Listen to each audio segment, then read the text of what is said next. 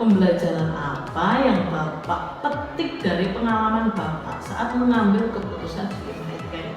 Pembelajaran apa? Bagi saya sendiri, pembelajaran yang bisa saya ambil bahwa setiap saya mengambil keputusan atau sebuah kebijakan harus dengan pertimbangan. Yang pertama. Yang kedua, bahwa setiap keputusan yang diambil harus dengan musyawarah bersama. Yang sangat penting adalah keputusan yang diambil bagi saya jangan sampai menghilangkan tujuan awal dari apa yang ingin saya. Selanjutnya ya Pak ya, selama ini bagaimana Bapak mengidentifikasi kasus-kasus yang merupakan dilema etika atau juga moral? Bagaimana Bapak itu cara mengidentifikasi ada kasus itu? Cara Bapak itu mengetahuinya gimana? Salah satu yang pertama adalah saya by data. Jadi saya menggunakan data. Ketika saya di sini kemudian saya melihat data gurunya, data guru SD Ngolodana 1 secara usia, data kepegawaian beliau. Juga dari data itu saya jadi tahu kemampuan setiap guru saya. Karena ini akan sangat berpengaruh untuk kemudian saya menentukan langkah selanjutnya.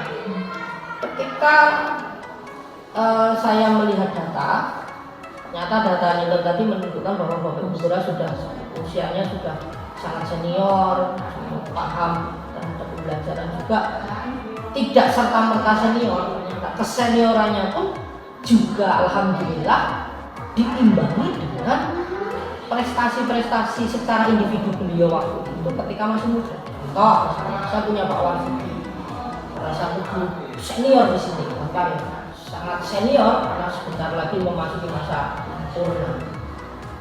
Dia juara lomba mocopat tingkat kabupaten waktu masih muda mewakili guru. Beliau juga juara lomba membuat keguritan waktu itu. Ketika saya lihat Bu Asih, Bu Siti Asih, sudah senior juga, tapi beliau juga punya potensi individu ketika beliau masih muda, punya prestasi ketika beliau masih muda. Nah ini prestasi beliau juga luar biasa. Dia juga waktu itu menjadi tim soal tingkat kabupaten. Beliau juga termasuk guru berprestasi waktu itu. Nah artinya berdasarkan data-data itu saya jadi tahu ternyata senior saya luar biasa, hebat. Dan saya harus berubah angkat topi pada saat beliau. Sehingga kalau bagi saya, kalau saya berdasarkan kondisi sekarang, kalau saya tuntut mereka untuk kemudian mengikuti pembelajaran, kembali lagi beda dengan pendidikan ya, pembelajaran yang sekarang harus dengan IT, harus dengan ini, tentu saya tidak adil, tidak fair terhadap beliau. Maka berdasarkan itu saya ambil sikap itu tadi, menekankan kepada karakter. Karena saya juga punya Bu Endang, meskipun usianya sudah sepuh juga sama, tapi beliau juga turun soal penulisan bahasa Jawa. Ketika saya bicara guru senior lagi, Pak Soeharto di tempat saya, dia punya bakat seni, boleh melukis bagus. Nah itu yang jadi berdasarkan data itu sehingga kemudian saya memutuskan atau dilema yang terjadi dengan kondisi sekarang, saya memutuskan untuk kemudian menekankan karakter pendidikan budaya Jawa di sekolah. Jadi bagaimana Bapak menjalankan pengambilan keputusan di sekolah? Ya, setiap keputusan yang saya ambil tentu saya komunikasikan bersama Bapak Ibu. Jadi tidak harus selalu dengan menggunakan rapat sing formal, karena saya meyakini bahwa dengan obrolan-obrolan ringan yang nyaman itu justru akan keluar ide yang brilian. Sehingga ya jadi pengambilan keputusan yang sama-sama benar misalnya itu tadi ya saya contohkan saya dengan komunikasi pendekatan secara internal. Jadi karena bagaimanapun saya menghormati beliau. Karena setelah dilihat Bapak di sini malah termasuk Paling mudah. atasan tapi mudah ya Pak ya. Jadi pengambilan keputusan tentu melalui yang namanya komunikasi, adanya musyawarah, jangan tidak hanya dengan melalui rapat. Kalau rapat formal banget ya Pak ya. Jadi karena bagi saya karena saya merasa paling mudah di sini, meskipun posisi kepala sekolah, tapi karena secara usia saya muda sehingga saya tidak mungkin terus kemudian saya akan selalu mendiktai kata-kata kalau bahasa formal ketika dengan rapat secara setuju seperti itu, sehingga saya lebih dengan pendekatan ini saya cari ngobrol-ngobrol mungkin pas mengisi jam istirahat mungkin atau berhubung di SD ini termasuk SIT itu tadi pulang jam pulangnya juga di kita 2:30 itu kan banyak waktu ya Pak ya setelah peserta didik pulang otomatis.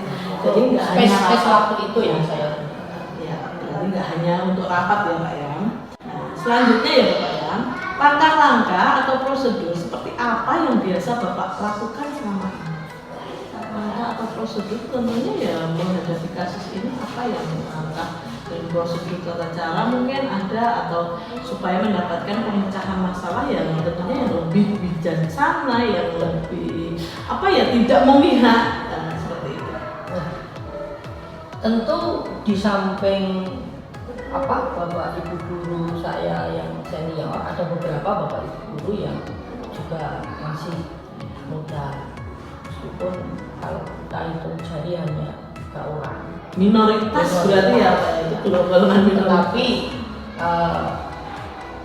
bagaimana ya langkah yang saya lakukan adalah saya kembali lagi mengajak yang muda untuk kemudian kembali lagi tidak dengan bahasa yang harus dirapatkan seperti itu. Saya lebih sepakat bahwa ngobrol santai, ya coaching ibaratnya semacam itu lebih akan mereka bisa menerima.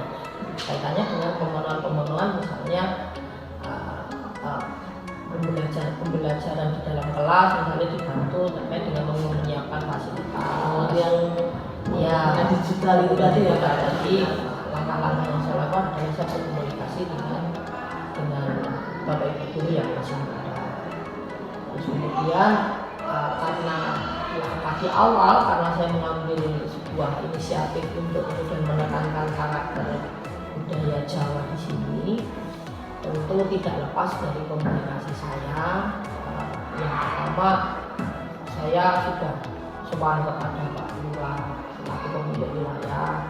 Saya juga sowan ke komite sekolah untuk kemudian mengusulkan atau membicarakan terkait kebijakan yang saya ambil. Kemudian saya juga berkomunikasi dengan Pak Guyuban dan alhamdulillah semuanya mendukung.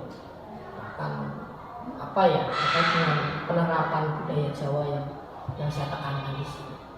Dan bagi saya itu sebuah apresiasi yang bagus. Dan langkah berikutnya untuk memenuhi kebijakan-kebijakan itu, kebijakan dinas kaitannya dengan pelaporannya secara digital dan sebagainya, saya tentu saya menggandeng dan saya turun tangan sendiri kaitannya dengan itu. Guru yang masih muda. Ya. Nah, selanjutnya hal-hal apa saja yang selama ini Bapak anggap efektif dalam pengambilan keputusan pada kasus-kasus di lingkungan etika?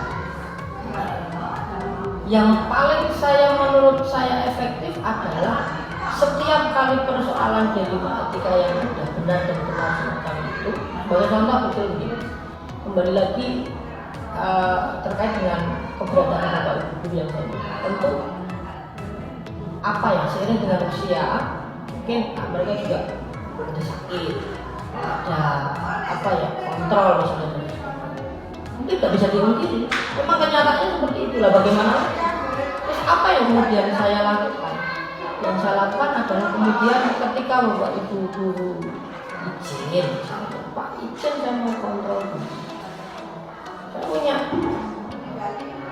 teman sehingga kemudian kosong jam kosong saya potensikan. Kayak guru pikir Ya, guru yang longgar mungkin untuk membantu mengisi ya jam kekosongan kelas sehingga kalau tetap terkondisikan itu langkah yang tentu kembali lagi saya selalu menggunakan pendekatan secara informal, tidak terus kemudian atau harus gini tidak pernah menggunakan ya, berarti langkah efektifnya ya tentu saja ada pendekatan yang tadi ya Pak, pendekatan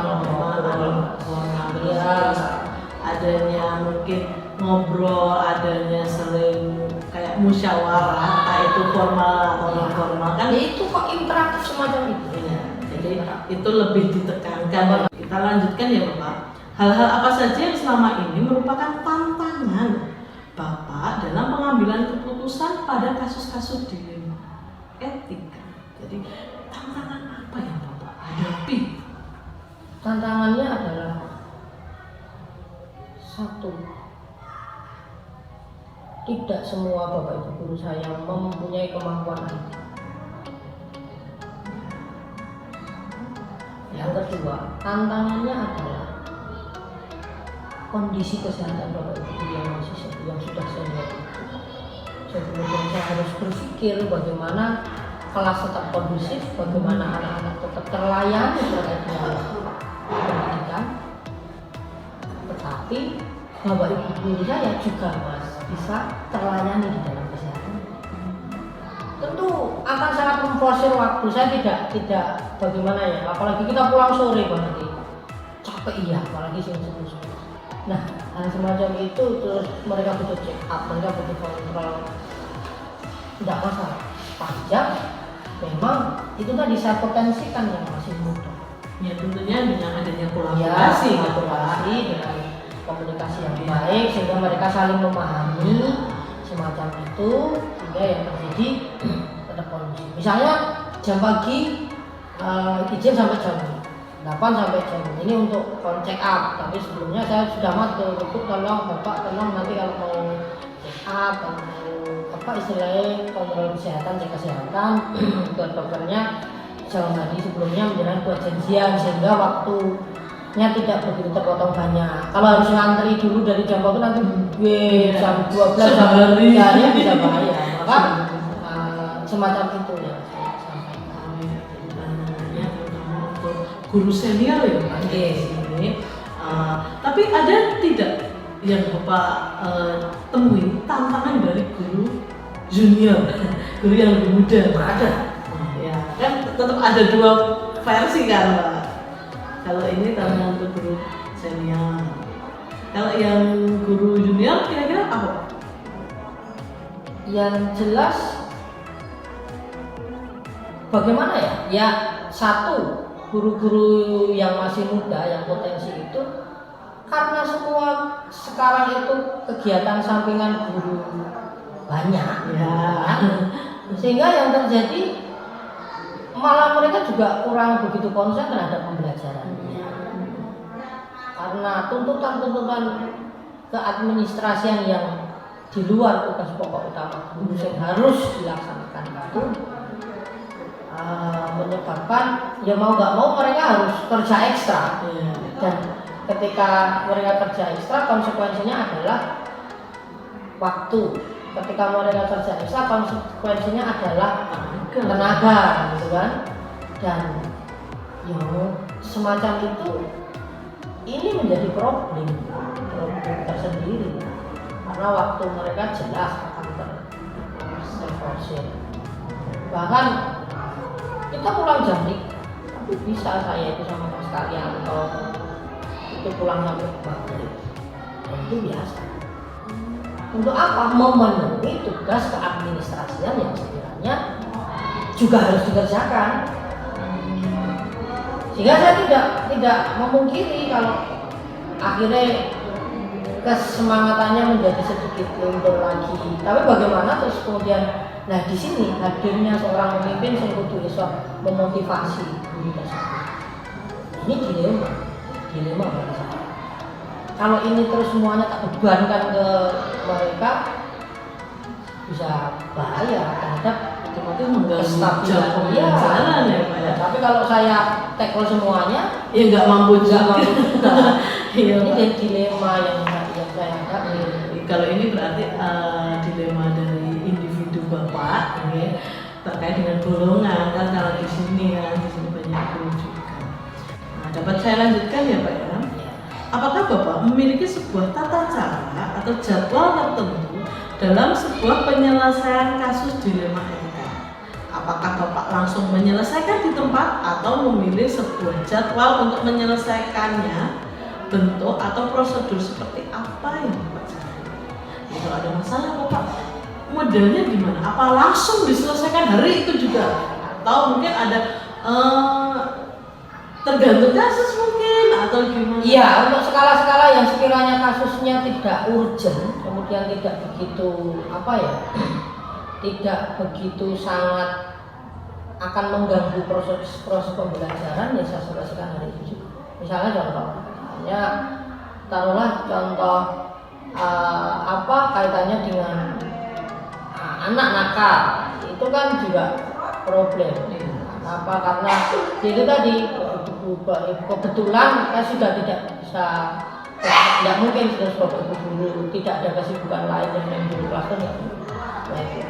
Ya saya coba datangi, ya saya selesaikan itu juga. Paling bocah nakal sedikit dan bisa diselesaikan.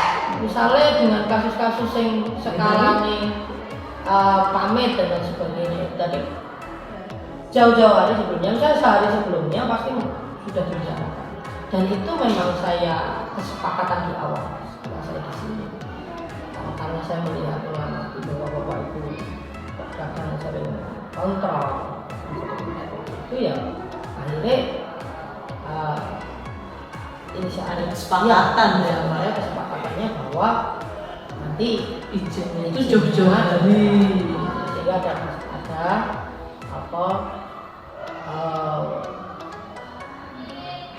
anak-anak tidak ditinggal, dan juga satu lagi jadwal kontrolnya jangan bersama. Karena